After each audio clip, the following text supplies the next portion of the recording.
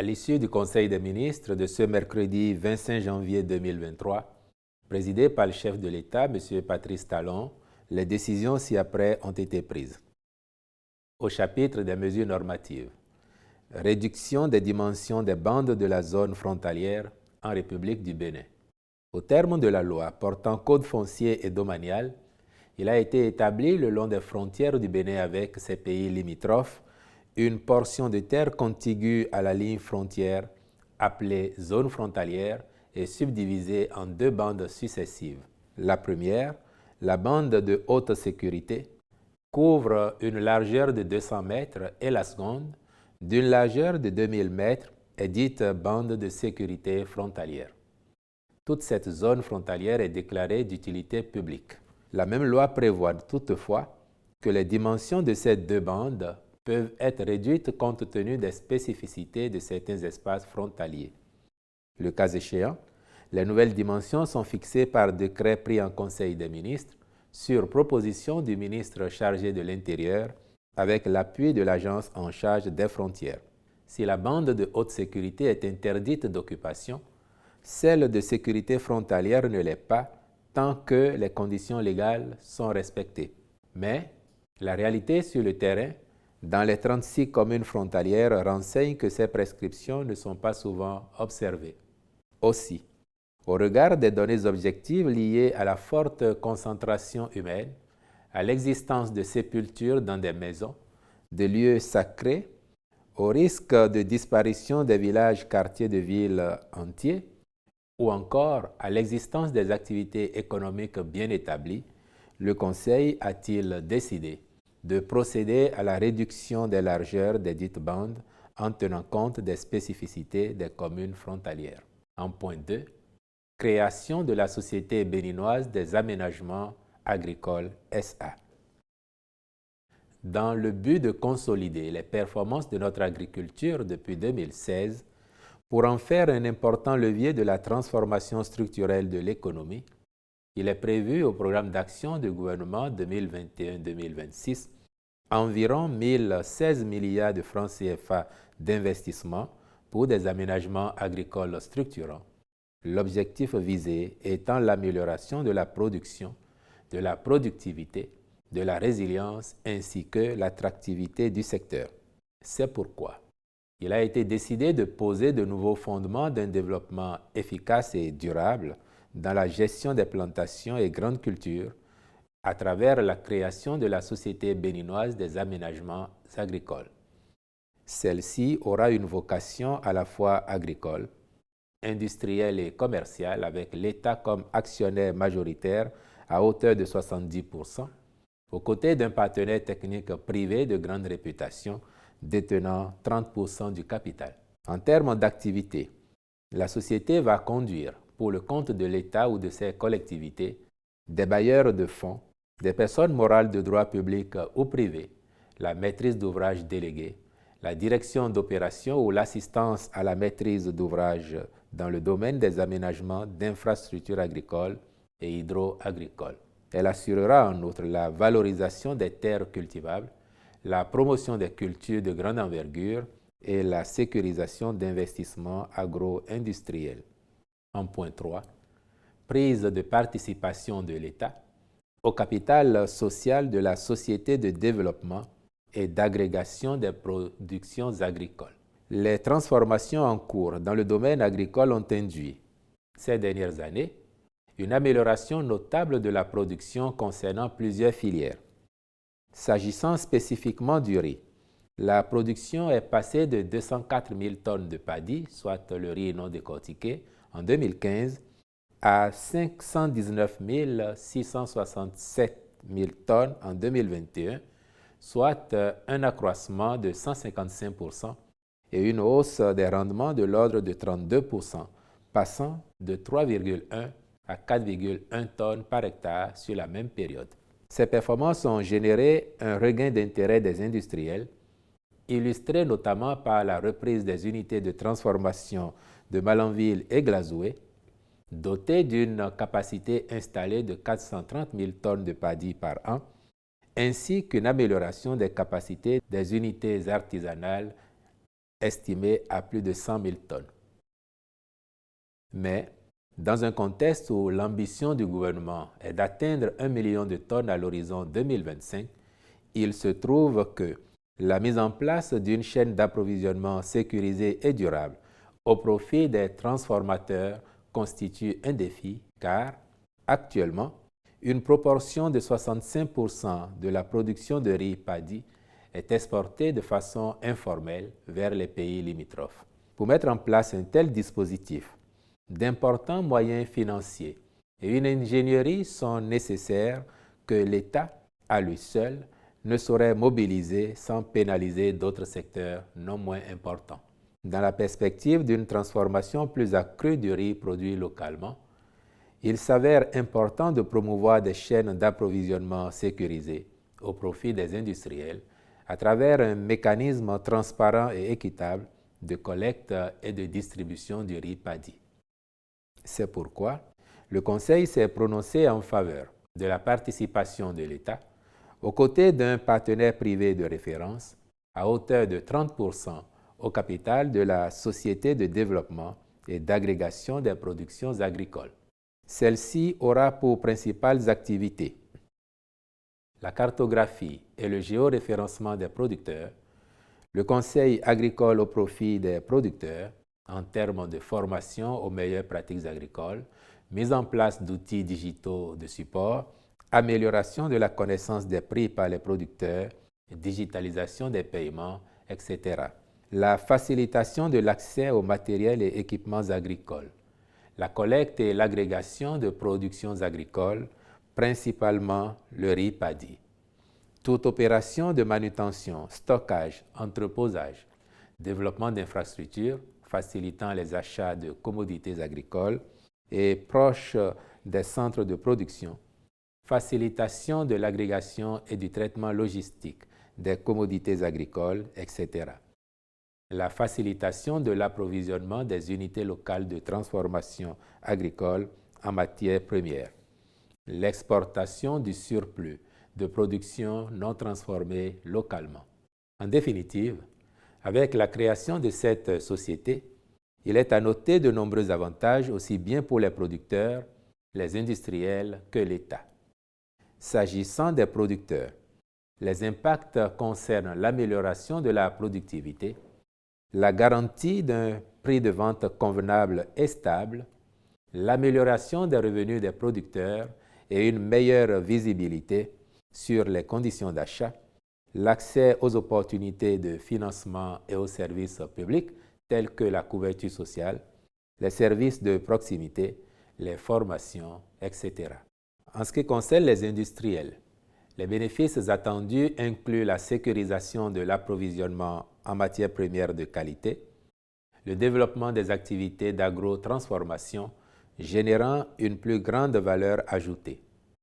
Pour l'État, les retombées se traduisent par l'amélioration de la balance commerciale grâce à une meilleure valorisation des exportations et une substitution à certaines importations, la maîtrise de la traçabilité des flux, le renforcement de la sécurité alimentaire et la création d'emplois, aussi bien le long des chaînes de valeurs agricoles que dans les services de logistique. En point 4, mise en place de la délégation au contrôle et à l'éthique dans l'enseignement supérieur, DCE. La DCE, rattachée au Conseil national de l'éducation, a pour mission de veiller au respect par les enseignants et les chercheurs des obligations professionnelles et de la déontologie dans les écoles supérieures et universités publiques, de même que dans les établissements privés d'enseignement supérieur et au niveau de la recherche scientifique. À ce titre, elle assure le contrôle des enseignements et l'évaluation des enseignants du supérieur, veille à la mise en œuvre et à la qualité des enseignements, y compris ceux en ligne, puis en assure le suivi et l'évaluation. Instruit les dossiers de manquement présumés à la discipline, aux règles d'éthique et de déontologie professionnelle, aussi bien dans les universités et écoles supérieures publiques que privées. Propose les mesures conservatoires ou les sanctions à l'effet de faire cesser ou punir tout manquement irrélatif. Aussi, le Conseil a-t-il adopté le décret fixant ses attributions, son organisation et son fonctionnement. Enfin, a été également pris, au titre des mesures normatives, le décret portant conditions de mise en œuvre du programme de vérification de la conformité de produits ciblés importés ou manufacturés localement. Au chapitre des communications, en point 1, autorisation de signature de l'accord consacrant la mise en œuvre de l'arrêt du 12 juillet 2005 de la Cour internationale de justice CIJ relatif à l'affaire du différend frontalier Bénin-Niger. Pour rappel, c'est le 12 juillet 2005 que la CIJ a rendu son arrêt relatif à ce différend, au terme duquel le Bénin étend sa souveraineté sur les 9 îles situées entre la frontière désormais définie et la rive sud du fleuve Niger, soit 1100 km² au nord-ouest. Les travaux conjoints de démarcation de la frontière ont démarré en août 2008 entre les experts des deux pays et se sont poursuivis jusqu'en 2022 avec la finalisation d'un avant-projet d'instrument juridique consacrant la mise en œuvre effective de l'arrêt de la CIJ. Le Conseil a approuvé le test du projet d'accord qui sera transmis à l'Assemblée nationale en vue de l'autorisation de sa ratification. À cet effet, les ministres concernés sont instruits d'organiser une séance d'information préalable des députés pour une bonne appropriation du dossier. De même, en concertation avec les autorités nigériennes, des dispositions nécessaires à la viabilisation et à la sécurisation des localités situées le long de la frontière seront prises. En conséquence, pour marquer la présence de l'État sur les îles rétrocédées au Bénin, ainsi que dans les localités environnantes, il y sera procédé à la réalisation d'infrastructures socio-communautaires et de sécurité. En point 2, liquidation des arriérés de salaire du personnel recruté par l'ex-agence béninoise pour la réconciliation et le développement. Une dizaine d'agents recrutés par la dite agence sont concernés. Ils auraient dû être régis par une convention collective, laquelle n'a finalement jamais été mise en place. De fait, leur situation administrative n'a pu être régularisée et ils ont dû, pendant tout ce temps, se contenter d'avances sur salaire et de primes. Après les différentes évaluations réalisées par les services compétents, le Conseil a autorisé le paiement de leurs arriérés de salaire ainsi que des droits liés à la rupture des contrats. En point 3, compte rendu du rapport de vérification, du recouvrement des amendes pénales, de la régularité des contrats de prestation de services et de la gestion de la régie d'avance au titre de la période 2017-2020 au niveau de l'Agence judiciaire du Trésor, AJT, au terme d'une mission de l'Inspection générale des finances. Les principaux constats qui émergent du dit rapport ont trait à la non-représentation de l'AJT à plusieurs audiences au regard du nombre réduit du personnel disponible et déployé au niveau des tribunaux et cours, un seul agent par juridiction, sauf à Cotonou avec 2 agents. La méconnaissance des tests relatifs au recouvrement des amendes pénales par la plupart des acteurs de la justice, principalement les greffiers en chef. La mauvaise tenue des répertoires dans la plupart des juridictions, ainsi que les minutes des décisions de justice. La non-transmission des extraits de jugement ou d'arrêt à l'AJT et au Trésor public par les acteurs de la justice, procureurs de la République et greffiers. Le défaut de paiement des amendes par les personnes condamnées qui, une fois leur peine purgée, ne s'en préoccupent plus.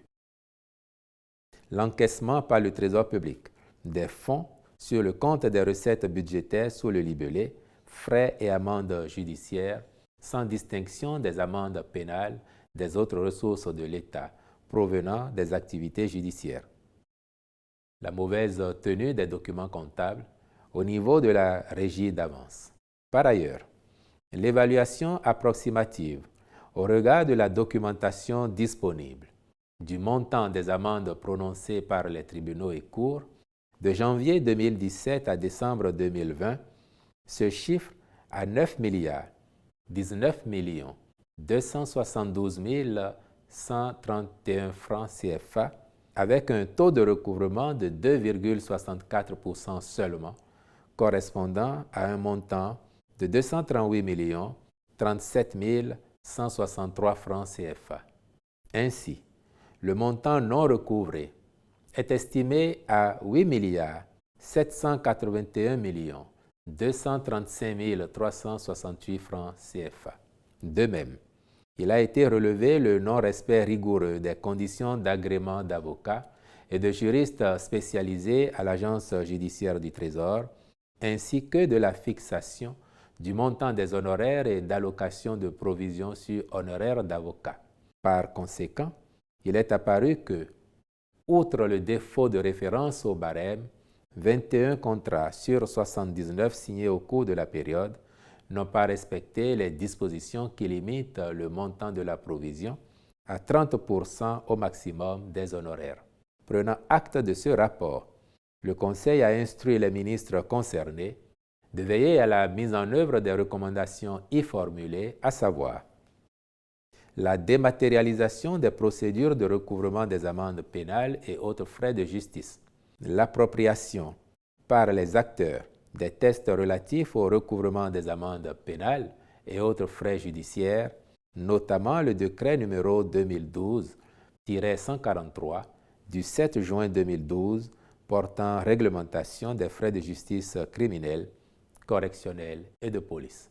Le respect des dispositions de l'arrêté relatif aux conditions d'agrément d'avocats et de juristes spécialisés à l'Agence judiciaire du Trésor, ainsi que de celui fixant le barème de référence des honoraires des avocats et autres juristes spécialisés et, si nécessaire, sa modification au regard des difficultés éventuelles liées à son application.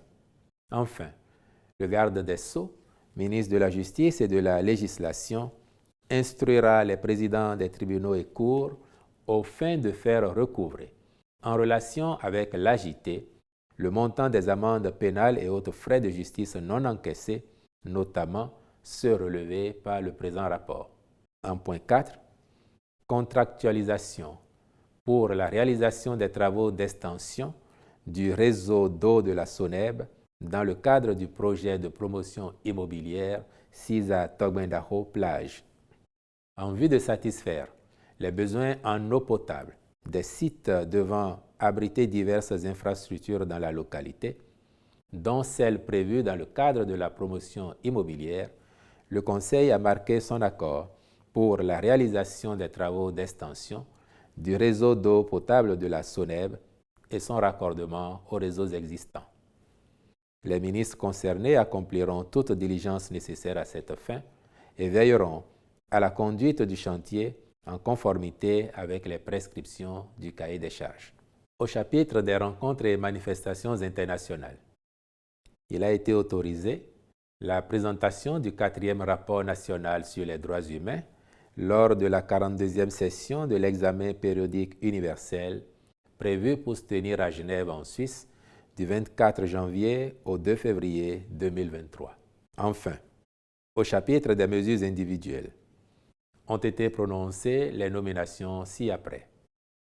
À la présidence de la République, délégué général au contrôle et à l'éthique dans l'enseignement supérieur, M. Epiphane Sokhwenou, cumulativement avec ses fonctions administratives actuelles. Délégué général adjoint, M. Cyril Goubedji, cumulativement avec ses fonctions administratives actuelles. Délégué, Madame et Messieurs, Rose Fiamohe, P. Fokoku Pogo, Norbert Hunkonu, René Xavier Perrin, Jules Dejila, au ministère de la Justice et de la Législation, après avis du Conseil supérieur de la magistrature, à la chancellerie, inspecteur général des services judiciaires, M. Appoint Christophe Atimankan. Dans les juridictions, au tribunal de première instance de première classe de Cotonou, 4e substitut du procureur de la République, M. Herbert Soleva. 5e substitut du procureur de la République, M. Yadelin Justin Seglet. Au ministère de l'Agriculture, de l'Élevage et de la Pêche, directeur de la production halieutique, M. Urbain Thibautéon Aaron Sonayon Brito. Au ministère des Infrastructures et des Transports, directeur général de l'Agence nationale des transports terrestres, M. Richard Dada. Je vous remercie.